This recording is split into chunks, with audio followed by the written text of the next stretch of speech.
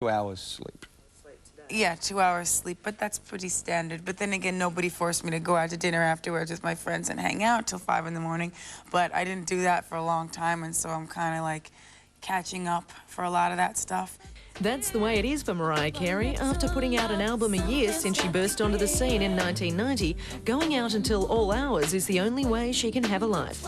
And that life is very different since becoming officially divorced from Sony chief Tommy Mottola earlier this year. Now she's asserting her independence. Not that she's actually done half the things the tabloids report. Sometimes I laugh at it and it doesn't matter, you know? Like, they'll link me with people that I've never met before, and I'm like, what in the hell is this? How did that track come about? Because you two are supposed to hate each other. I know, we are supposed to hate each other. And every week they have a new rumor in the tabloids. Well, they say they like each other, but Whitney really doesn't like her, or Mariah really doesn't like her, you know, whatever. How that came about was Jeffrey Katzenberg from DreamWorks approached me, he showed me the movie, and he, you know, said, I really want you to do this with Whitney. And I was like, does she know that? I really didn't think, you know, because I didn't really know her. He's like, yeah, you know, she's really into doing it. So I was like, cool. I give my all for your love tonight. And next week in part 2 of Angela's interview, Mariah reveals her secret Australian mission. Now, George Clooney is about to... Get any easier.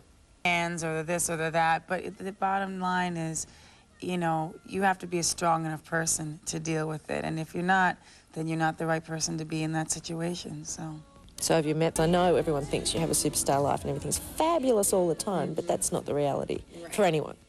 I usually try to make a joke out of things, even when I'm sad, but, you know, that doesn't always work.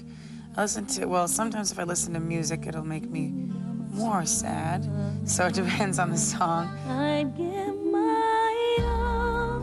Or there's always retail therapy, particularly when you have something of a shoe fetish. Not a fetish, but I like shoes a lot. I used to have only one pair of shoes with a lot of holes in them. Back then, friends asked why she didn't just get new ones. Well, I have to pay my rent and buy cat food. She was like, let the cat starve for a day. I was like, no, I gotta take care of my cats. So I guess now that I can afford cat food and shoes, I like to buy shoes also. But she still keeps working. Next up, an acting career with 2 movies on the drawing board. And this all started when you played Maria in The Sound of Music in 6th grade, didn't it? Music in 6th grade, yeah. Just give me a couple of lines. If I could sing for you, I would. But tonight, after last night's events, No, that's fair I enough. won't even be able to squeak out one doe a deer.